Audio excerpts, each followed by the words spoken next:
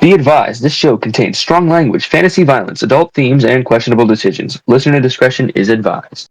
Welcome to the Untypical D&Ders podcast, where chaos reigns, dice roll, and no plan survives first contact. I'm Andy Cooper. I play Terry Gray, a human and is a blood hunter. I am Doe. I play Iris Evans. Iris is a 19-year-old college student who studies mycology, pharmaceuticals, and psychiatry. I'm Bud. I will be playing Joe Baba. I am a bard. That's it.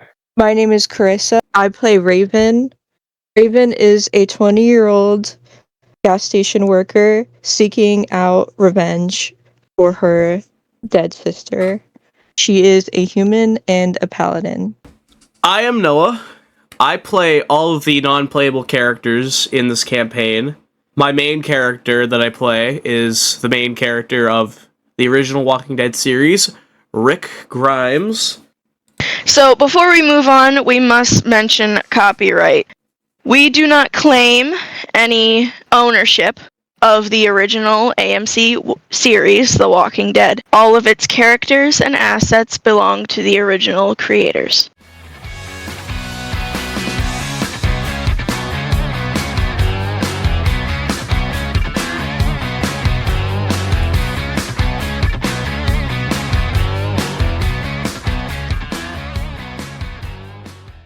It's a nice, breezy day in the city of Atlanta, Georgia. A random September day of 2010. On the highway where people exit and enter the beautiful city of Atlanta sits a cop car holding two well-respected and veteran officers by the names of Shane Walsh and Rick Grimes. These two are best friends, and they have been best friends ever since they've gotten into the force. Rick has a loving wife named Lori, and they have a loving kid named Carl, who is 12 years old. Shane is single and has no kids, but he's happy living his life. But little do these two cops know that this is the day that everything goes to shit. Shane starts a conversation up. So your boy, how old is he again? Rick replies, he's 12. He turned 12 a few months back. That's great, Rick. That's incredible. I'm happy for you and your wife. Really. You guys gone through hurdle after hurdle. You guys done the impossible, man. That's love. I appreciate it, Shane. You ever think about finding somebody, Shane? Nah. I don't need nobody. I got my job and that's all I need. True American right there. Though today, they're making me regret choosing it. Those bastards won't send anything through the radio. We've been sitting here in this exit for hours. Shane, relax. We'll get something. You're right, man. You're right. Dispatch. We got a getaway vehicle heading towards the highway exit. Walsh, Grimes, get ready. Over. Well, looks like you got lucky, Shane. Let's smoke them, bastards. Rick and Shane turn their car back on, and they turn it to block the getaway car. The getaway car comes in and stops, like a fast halt, when they realize that they're cornered. Shane exits the car, pulls out his pistol, points at the car, and yells, "Step out of the vehicle! Right now! No! You better step out right now, or I'll pop your brains out!" No! The hell you mean, no? You're a chicken! Hell you mean I'm a chicken? You won't shoot! Oh, you think I won't? No! He puts his head under the dash. Shane cocks his gun back and goes to shoot, but a gunshot from the back of the vehicle goes off and misses Shane, luckily, and it forces Shane to hide behind the car. God damn it, there's too many of them! We're outnumbered! No, we're not. These are a bunch of random crooks. We got this, Shane. Terry's gonna roll down the window, put his hand out and wave. Okay, so now we get into some actual dice play. I'm rolling an initiative dice. So we got a 16 for Rick, a 10 for Shane, and and an 18 for Terry. Alright, so Terry goes first. Okay. So he's gonna make sure that the person in the passenger seat's buckled up, all nice and tight, and back. And he's gonna go in the glove box, get his revolver, and then just shoot in their direction. I'm gonna aim for the tire of their car. I got a 5. You missed the tire, and you hit the ground. I haven't gotten used to this stupid recoil on this thing. Now Rick is going to fire at the person that shot first, who is open, with his revolver. Natural 20, baby. That is definitely a hit. I got a 10 crit damage. So he's dead. Ares! No! Ares is dead. And now Shane is going to shoot at you. He got a 16. Oh, that hits. Yeah. So you're getting shot. 5 damage. So you get shot in, let's say... Aaron! But hey, it's your turn again. I'm gonna quickly aim back and just try to shoot at Shane. That is a 21. So Shane's gonna take some damage. That was 11 damage. Okay, so he has 12 health. He got shot in the ribs. Rick is going to shoot at one of the guys in the back. And that is a hit. 19. How much damage? 5. 7, never mind. 7. Oh god. Ramon! You look like death over there! Okay, and now Shane is going to shoot at Ramon. Again. Not Ramon! A natural 20! God, Ramon's head just got blown off. Oh, any damage will probably do it. 7? No, that's a 17? Wait, what? That's a 10? That 0's a 10? Oh yeah, no, 0 on a D10 is a 10. Oh, 17. Yeah, he's dead. His head's gone. Ramon! I'm shooting at Rick, because he seems like a big issue. That is a 17 to hit. His armor class is 18. Oh, I forgot you buffed him up. I graze him. I do no damage, I just scare the ever-living poop out of him. Rick is going to shoot at you. That's a 10. That misses. Okay, that misses. Got it. Shane is going to shoot at... We'll shoot at one of the M's. It hits. 22. Is he gonna die? Is he gonna die? Is he gonna die? Is he gonna die? 8. Wait, no. Plus 2, that's 10. Oh my god. Marshall! Ares, Ramon, Marshall, the arm to our mount's arm. No! Can Terry shoot at Rick again? Yes, you can shoot at Rick again. I'm shooting at this son of a... That's an 11. That doesn't hit. I know. Rick's gonna grab his first aid kit and attempt to patch up Shane. That is a 11. We're gonna say that he patches him up kinda well. Enough to not make him bleed out, but kinda like rushed. And Shane is going to... I'm gonna make him shoot with disadvantage, just because I think he's lost a little bit too much blood to like still fight. Right? He's a little wheezy. He's a little wheezy, yeah. So he's gonna roll with disadvantage. The only time I ever get bad dice is a disadvantage roll. 6. That's not hitting you. I'm going to shoot at Rick one more time. Let's say you roll with advantage. Thank you for the advantage, because I got an 18. Alright, your damage, please. I get good damage dice. I got 17 damage. Jesus Christ! What? Out. He is out. Yep. And then I immediately... I put it in reverse and immediately floor it to get away as fast as I can. So you get away without hitting anything too, like, obstructing. You only just, run over a little girl and kill her, but, you back up, you hit a little girl, but it doesn't stop you, you're getting away. Yeah, you don't even notice. And now we're going to switch to your POV. So I'm driving. I'm gonna stop on the sidewalk. So I'm gonna get out. I'm gonna dump Ramon and Marshall's body, and I'm gonna tell the other person, you can drive because my arm hurts. I'm gonna patch it up, and I'm gonna take the shirt off of Marshall. You can drive me home. My arm hurts, and I rip the shirt off of Marshall, and I just wrap it around my arm as tight as I can. Yeah, no kidding. Jesus Christ, that was a close one. It's only close because someone, I don't know, maybe their name starts with an A, decided to set off the silent alarm. Well, at least he was the first to go. Karma's a bitch. So, that's fine. Sucks about Ramon and Marshall, though.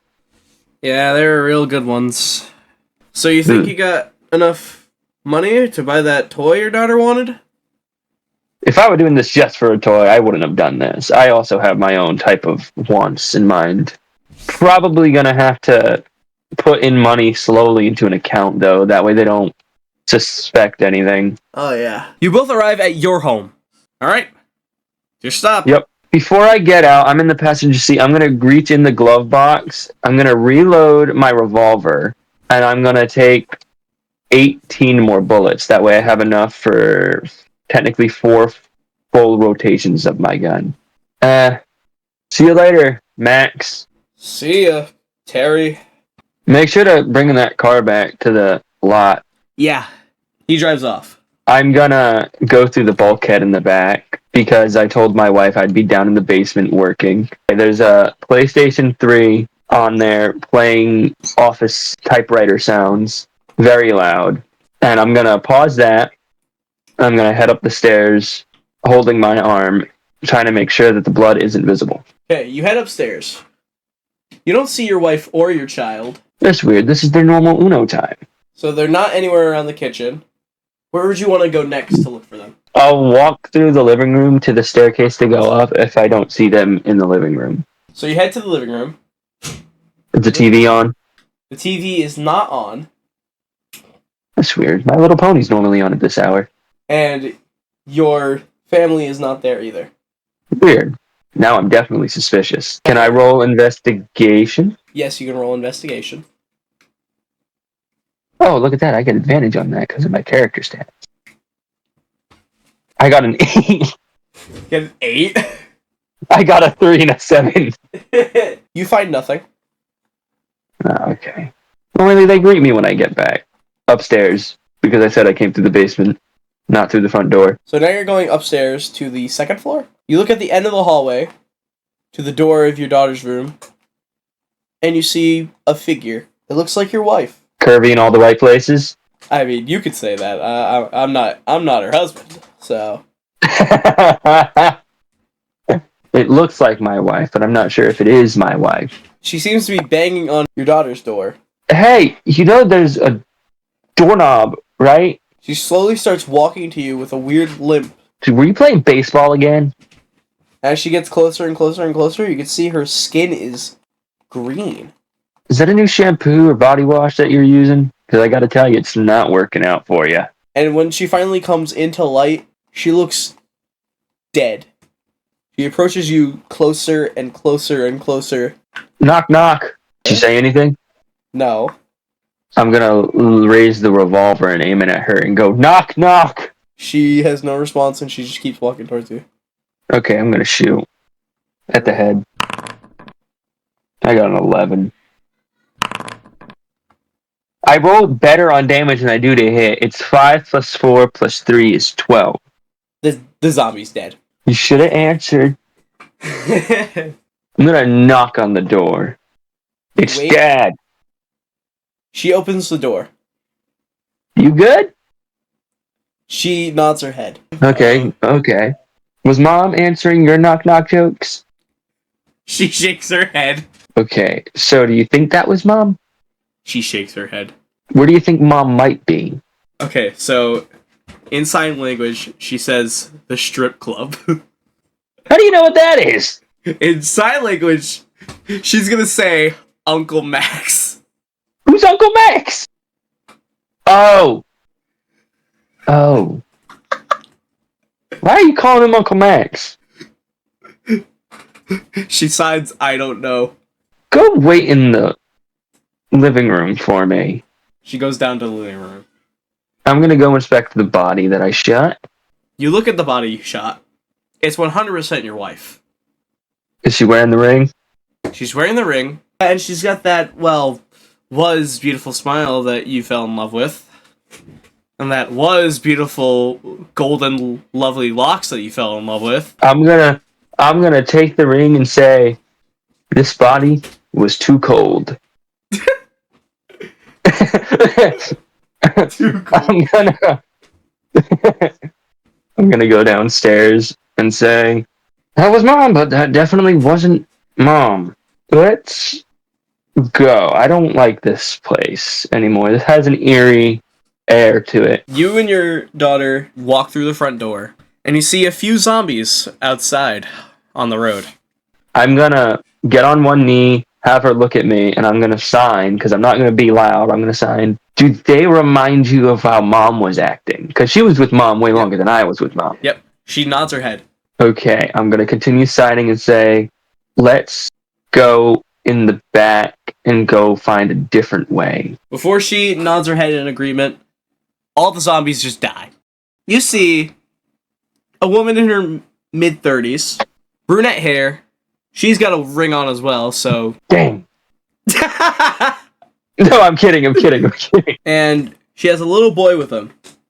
About tween age, you know? Brunette. Freckles. He's got a cowboy hat on. I'm gonna sign to my daughter and say, stay away from him. Hello there? You guys okay out here? Says the woman. Well, I mean, we're outside. I think we'd be okay. Except you with the murder charges. Those aren't people. What are you talking about? They're clearly people. Did you see how they were walking and acting? I forgot we were a biased society and how the social norms of people walking might decide that they're not people. But They're already dead! now they're dead. Do you not get it? Get what? That you're a murderer? I understand that. No! They're reanimated corpses! No, that's only stuff you see in TV shows. Well, it's real. Look over there. She points right of you guys. I'm gonna stay in front of my daughter, that way she doesn't have to see what she's pointing at, because for all I know, it could be a naked woman. She points to the right of you guys, to a zombie walking towards you guys. Alright, so they're walking. Do you see its skin? That is not normal. Okay, my wife looked like that too. A civilian runs out into the street. He's like crazy. He's like, you know, like all frantically panicking. He like grabs the woman's shoulders. You gotta help me, man! You gotta help me! They're coming for me! The girl pushes him off of him. Dude, that's not how you should come on to women. You don't understand, man! Everybody I know is dead, but they're also not dead! Are you just as crazy as she is? You gotta get out of here, man! From out of nowhere, a zombie comes from behind and starts eating his neck. That's some weird kinky stuff. Lori then shoots the walker and then shoots the human in the head. Excuse... What? What? Why? How do you know he didn't like that? Because do you not see that a chunk of his flesh is gone? Terry is looking back and forth as he's talking, but he might have... He was going to die and come back as a zombie! That stuff you see in TV. He could have been a masochist. You think of other people first, or you just think of yourself? The woman looks at your daughter. Is he always this crazy? She better nods. say no. Your daughter then signs to you that what she's saying is true, and you should listen to her. How do you know? You're a child. She signs because Mom was one of them. That's true. I had to shoot her. She wouldn't answer the knock-knock jokes. Alright, I'm gonna put her on my shoulders. I'm gonna walk over to Lori and say, I don't like your views, lady. You must be democratic. But I'll stick with you. Because as far as I know, my daughter seems to think that same stuff as you. Well, I actually voted Bush both years, but whatever you say, man. Oh, okay, then I agree with your views. How are you doing? My name's Terry. Lori. Oh, I'm sorry about my son. He's really shy. This is Carl. Hi, Carl. He just does that little thing where cowboys just like grab the front of their hat and just tilt it down. This is Susie. Why, hello, Susie. She's mute, so don't expect her to be very talkative. I saw the sign language. So do you have anywhere to stay that with people that aren't like these guys? Yep, we got a camp. Why are you out here then? We're looking for others. Trying to do the best we can to help. Susie, do you want to go with them? She gives a thumbs up. She puts her thumb in my face. Okay. Alright, we can go with you. Got any pizza? I don't think there's any pizza left. Good thing I learned how to make it while I was looking for a job. Alright, I guess I'll go with you. Great. Right this way. We got a lot of walking to do. You guys walk. Long walk. And then we follow a fly as we're walking back to camp, and the fly lands somewhere else on someone else's point of view. And the fly flies into an alleyway where we see a Mexican man wearing very stereotypical Mexican clothing, smoking weed. Judge Baba, we are now in your point of view. Oh, that was a good one. Oh, yeah. I don't know if I should be concerned or not. Somebody else walks into the alleyway. Hey, you heard about some weed? It's the best shit on the market. Yeah, how much, man? $10. Oh, Holmes, really? $10? Yeah, $10. Man, for the best stuff on the market? That's cheap, Yeah. man. Yeah. Here you go, man. Thanks, Yeah. SA. You hear screaming in the distance from the same guy you just sold the weed to. Hey, no, keep it down. The cops can't know I'm here. You see a figure walk by with a limp. It looks like the guy you just sold the weed to. Listen, 10 more bucks and I can hook you up on that white powder. He walks towards you, slowly, with the limp. And as he gets closer and closer, you can see he's looking like a corpse. Even a fat kid could take weed better than this. How bad are you? Don't even bother coming back. Shoo. So he gets to you, and he goes to, lunge at you. But before he can do that, an arrow just pops right out of nowhere through his eye. Ugh. I grab the arrow and be like, are the feds there? No! You see another figure is a little scrawny. Hey, you heard about some weed? It's the best shit on the market. The hell you doing out here, man? Selling weed? I live in this alleyway. Man, we got freaking the dead coming after us. Don't overreact. It wasn't your weed that did it to that guy. I know. But I'm just... No, I've been smoking my own stuff, and life is just great. You gotta get the hell out of here, man. I'll be fine. Another figure comes out. Hey, what the hell's the holdup, man? You want some weed? It's the best shit on the market. Can we just shoot this guy? One less burden to our great country. Merle, can you stop being racist for 2 minutes? Can America be great again for 2 more minutes? Sorry about my brother. He's, old-fashioned. I've noticed. I'm Daryl. Do you know who I can sell weed to? Man, that doesn't matter right now. We gotta get you somewhere safe. Okay. I gotta go get my maracas. You're what now? Because you can't expect me not to have an instrument. I gotta keep some part of my culture with me. Alright, whatever. Well, find a music store and get you maracas. But first, we gotta get my car. Or my dad's car. We, kinda took it and crashed it. And it was, in the repair shop for a while. And it's supposed to be ready today, but, shit happened.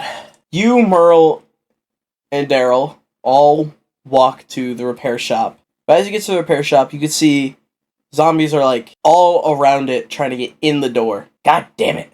Out of nowhere, a bird flies in. This bird is weird because it's talking. And it's really obnoxious. Woo! Yeah! I love being a bird! Woohoo! Yeah! And none of these brain dead losers can tell me to shut up! La la la la la! Shut up! The zombies turn to the bird and chase after it. You guys have an opportunity to go in before they get tired of the bird and come back. Come on, let's go. Yeah. That seems really convenient. You all enter the repair shop, and now you're all gonna roll investigation. Daryl first. 8. Nothing here. 12. I got a You 12. find, conveniently, maracas. So you don't even have to go to the instrument store. Yay! Merle is going to investigate. And that's a 20. You get to the car. Merle gets in the driver's seat. And now I'm gonna roll for luck to see if it starts up. That's a 10. It doesn't start up. I kick it. Alright, roll a strength check to see if it gets it to start. With disadvantage, because you might actually, like, break your freaking toe. You got a 3. You dislocate your toe. Wait, no, you got a nat 1, actually. You got a nat 1. Yeah. Yeah, you completely dislocate your toe. Oh, my toe. Now, Daryl is going to try to hotwire the car. Daryl's going to roll an intelligence check to see if he can properly hotwire the car. He got a 7. He electrocutes himself a little bit, just a little tiny shock. Ah, mother. Guess that ain't gonna work. Merle's gonna try to start the car again by turning the key. That is a 14, and yeah, it starts this time. Look at you dumbasses. All you gotta do is turn the key again. Alright, we got it. Let's go. Little did Merle know that there is a zombie in the back seat that was sleeping and woke up from the car starting. And it grabs Merle by the face. Ah, get this son of a off me! Oh, well, sucks for him. I kick both him and the zombie out of the car. Alright, we gotta roll a strength check with disadvantage because you're trying to get 2 people out. I can't possibly fail this twice. I definitely can fail this twice. Yeah, no, you fall. You lose your grip and you fall backwards and hit your head on the wall. Ow. Daryl is gonna take his knife and he's going to knife the zombie in the head. That's a 12. He hits. And damage. That is 5. The zombie's dead. Well, that was a close one. Alright. What are y'all waiting for? Get in. Let's go. You guys get in the car and you drive off into the direction that Lori, Carl, Susie, and Terry walked. And you drive past the annoying bird again. I yell at the water, shut up. Eat my ass. We follow the bird into a person in a gas station who is sobbing at their counter. They're closed. And we see them holding a picture of a little girl, 3 years old. The person sobbing is Raven. And now we will be looking at their point of view. I promise I'll find whoever did this. I'll slit their fucking throat. I promise. You hear a knock on your door. What is it now?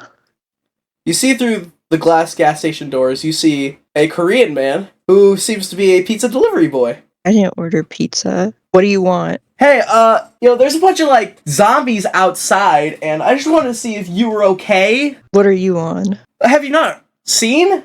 There's these people that are, really green, and they, walk with a limp, and they, bite people, and then they turn into them, too. If you want, you can come outside and check. Me out. No, I'm not going outside with you. No, I'm being completely serious. Look, there's one right behind me. Look, see? He points to the exact description of what he was talking about. What the fuck? What is that? That is a person, but also not a person. They're dead, but they're not dead. I'm in. Okay. He enters the gas station, shuts the door behind him, and he conveniently has a padlock on him. So he padlocks the door. I don't know what the hell is going on with the world right now, but it's not okay. Well, what do you do? What do we do? Do we call the police? But the police don't exist anymore. They're all dead. I've tried. Nobody's on the lines. I've tried calling the military, and that didn't work because people, pranked me and gave me, numbers that aren't actually for the military. There's not even numbers for the military. Okay. I've done everything. There's nobody that can help us. Not here. How'd you get here? My bike. I was doing pizza deliveries, and then it broke down on the highway. Well, at least we have food Dude, what do we do now? Well, I guess we wait for other survivors. Because I have no transportation. You have anything on you? Anything to defend yourself? Well, I got my pizza cutter in case people who are making the pizza didn't cut it. Give me a break. Guess we wait then. You okay? You seem to be sobbing pretty hard in there. Oh, it's nothing. Alright, well, if you ever want to talk about it, I'm right here. I don't know you. I don't know you. But the world is pretty dead, and who else could you really trust? Whatever. My sister, before all this went down, I guess, the getaway car, me and my little sister, we were walking. 1 minute everything was fine. We were looking at the clouds, and she was telling me what she saw. But then I heard this noise, and there were sirens, and it all happened so fast, and the car went right over her.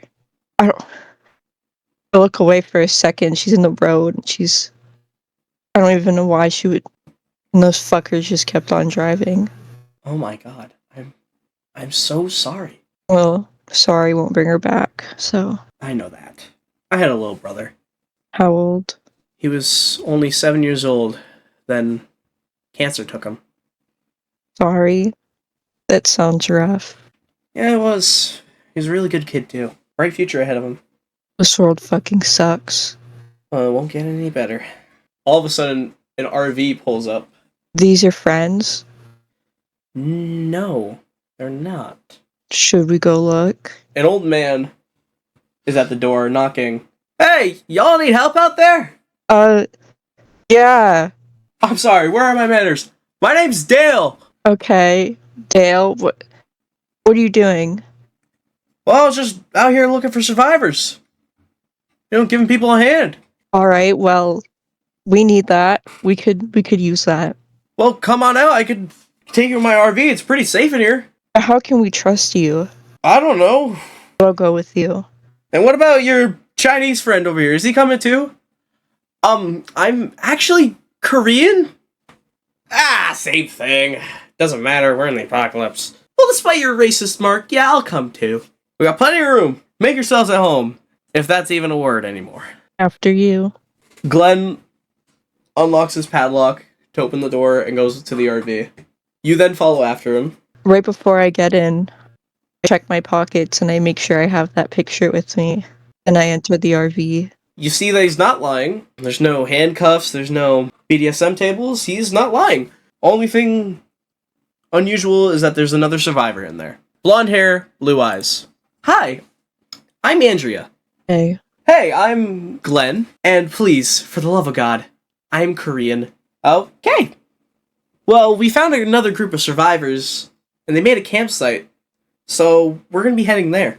Sounds great. Let's get to it then. The RV drives off in the direction of the campsite, and it drives past the great school of Georgia Tech, where we then switch POVs to a 19-year-old in college who is currently doing his schoolwork in his dorm and is very sleepy.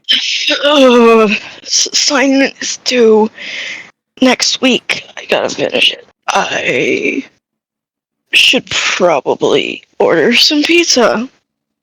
Because I know that I'm not going to be able to make it to the mess hall before they're done with dinner. You grab your phone and you dial the local pizza shop.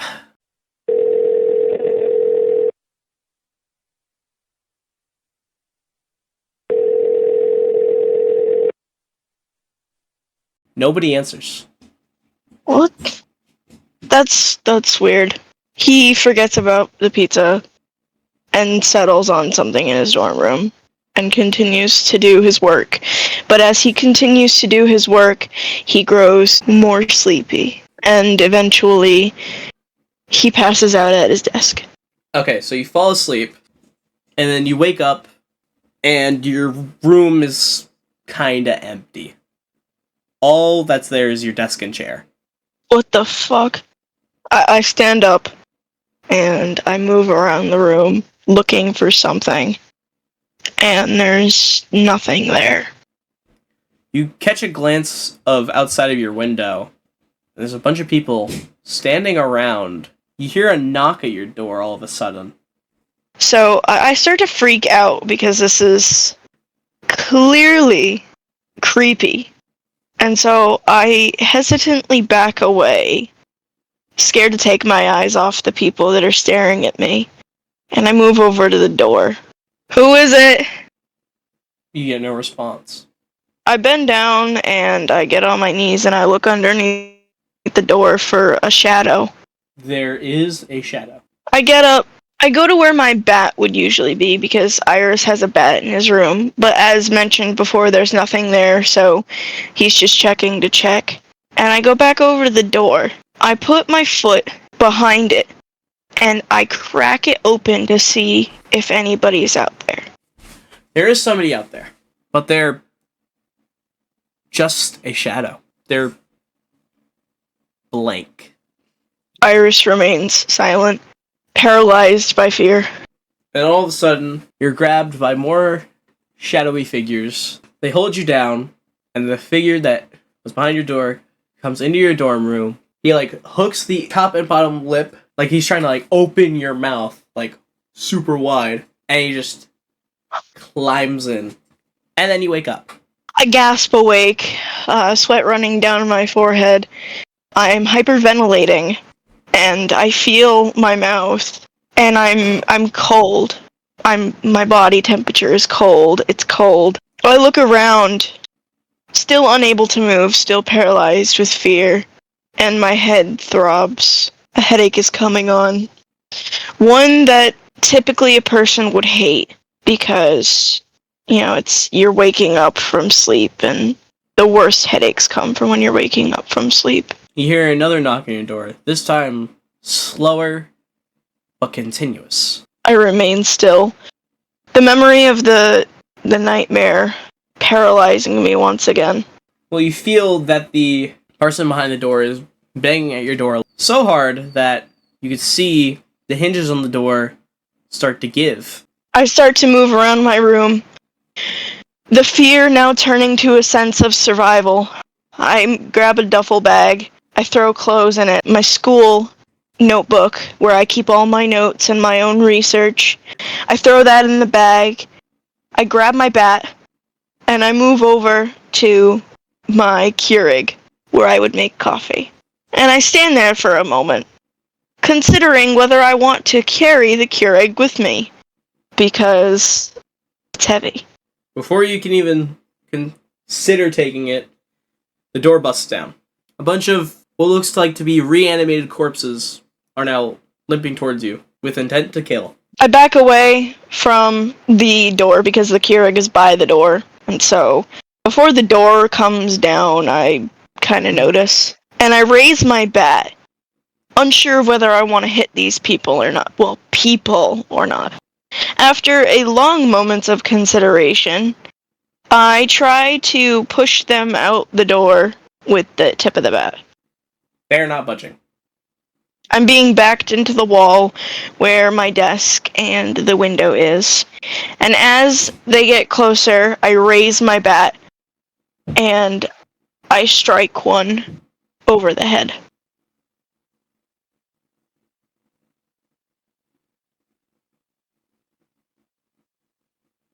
That is a 12. I had 12. That is a 12.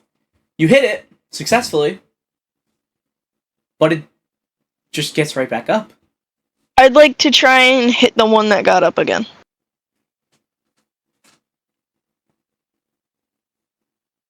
10. You hit it again, it does the same thing. Gets right back up. You're now, really close to, the wall. I open the window and I climb out. I'm on the very small ledge right outside the window, and I grab onto the gutter of the roof and pull myself up.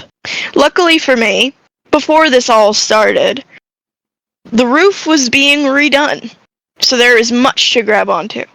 You make it safely to the roof. You hear the zombies kind of trash your room, break everything, but the moment your heart just sinks is when you hear the thing that holds your roof, the Keurig, fall and break. My earache. And now you're gonna roll for investigation and see if you can find anything useful. I got a 6.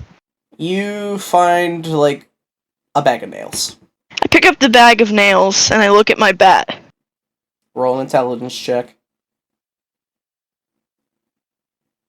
16. You get an idea. I get the idea to put the nails in the bat.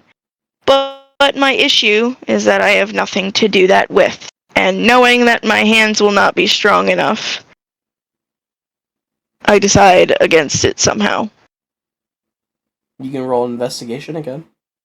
Yeah, I'd like to roll investigation again. Holy shit, a 22! You find a hammer. I smile to myself as I pick up the hammer, and I open the bag of nails, and I start hammering the nails not too deeply into the bat. Okay, once you're done making your weapon, you gotta take your next course of action. Because I don't think you want to stay on this roof forever. I sit up there for a long while. I sit there, and I think for a while, trying to plan out my next course of action, when suddenly, I smell smoke. Yo, building burning, boy. Is that how you're wording it? No, you look to see that your room, and then eventually the rest of the building, starts to catch on fire. Fucking shit. I look around the roof, trying to find a way down. Obviously, I can't go back in through my room, since my room is probably the one that caught fire. Roll investigation to find a way down. A lot of investigation rolls. 20! 20, you find a conveniently placed ladder! Huh. They must have been working on the roof right when it happened. I start climbing down, definitely watching the ground where my feet will be in about 30 seconds for anything that might harm me. Shall I roll investigation again? You shall roll investigation again. 17. There is nothing down there. I get to the ground, and I'm gonna roll investigation again to find some sort of mobility. 20! You find a bike. I nod. Whoever left their bike is stupid. Especially seeing as how they left it not locked. I walk over to the bike and I hop on. And I start thinking about where I might want to go. And my mind immediately settles on the hospital. I pull the bike out of the rack and start on my way there. So the camera follows the bike, but then it locks onto a leaf being blown away from the bike. And the leaf flies all the way to the hospital, in which we switch POVs to Rick, who wakes up. Where the hell am I? Ugh. He sits up. God, how long have I been out? So he gets up. Ugh. Where's the doctor? I'm gonna go look around. Rick gets up out of his bed, limps to the door, opens the door, and walks out into the hallway to look for some medical staff. Hello? Is there a doctor here? Rick looks around and sees that the hallway is dead. At the end of the hallway, he sees a door. A metal double door with 4 words written on it. Don't open, dead inside. And all he sees from inside the door, from the distance, poking out are fingers of somebody's hand. Rick walks to the lobby of the hospital. Is anyone here? Why am I here? Rick hears footsteps. Hello? Hey, are you a doctor? I need to know why the hell I'm here. I back up a little bit. I'm startled that I'm seeing another human being, not one of the undead. I'm not sure why you're here, man. Do you know why you're here? No, I'm a cop. All I remember is that I was in a shootout. I was helping my partner, and then everything just went black, and now I'm here. So you didn't think that you might have gotten shot? No, I just figured that maybe I passed out. Well, I mean, looking at the bandage on your torso, it looks like you got shot. Oh, fuck. Do you know when you got shot? Must have been hours ago if it's dark outside. Wait, what day is it? Today is September 28th. I've been asleep for 3 days. I look around and find a dead corpse on the ground. I slowly remove the clothes off the corpse, being cautious, not knowing if it's dead or alive. What are you doing? Getting you some clothes. I take the clothes off the corpse and I toss them at Rick. As Rick is looking at the clothes in disgust, he realizes, oh god, my family. They must be so worried. Can you do me a favor and take me home? Listen, man, I know you just woke up from that coma you were in, but the state of the world is not what you think it is. What do you mean? You are the first living human I have encountered. What do you mean by living? All the other things I've seen are dead. Or rather, corpses. Walking corpses. Oh god, no, Lori. Carl, come on, no. They can't be. I don't know. I wouldn't hold my breath. We gotta go check. What about Shane? Shane, where's my radio? My radio's back at the station. We gotta go to the station and get my radio. The cops have been gone for days. If I know Shane, he's got his radio. Mine's gotta be back at the station. Please. Jesus Christ, what am I getting myself into? Get dressed. Once Frick is dressed, they go to get ready to walk to go to the police station, but a walker walks through the doors of the hospital. I move over to the walker and I raise my bat, but I feel a hand on my shoulder. What are you doing? They ain't doing nothing to you. Dude, this might be the state of your family right now. And this thing, it's not alive.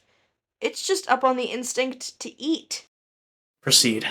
I raise my bat, and I will roll to strike. 17. You hit it. Now roll for damage. I bring my bat down on the corpse's head. You Two. smash its head open, but it's still coming. I bring my bat up and back down on its open head. I rolled a nat 20. It's dead. That is the first time that I've hit it, and it stayed down. Alright, can we go now? Yeah, let's go. So you leave the hospital, and you get on the bike, and you're on your way to the police station. I'm so sorry. Where are my manners? My name's Rick. Name's Iris. Yeah, I know. It's a girl name. Well, I wasn't gonna say that at all. We arrive at the station. Oh, god damn it.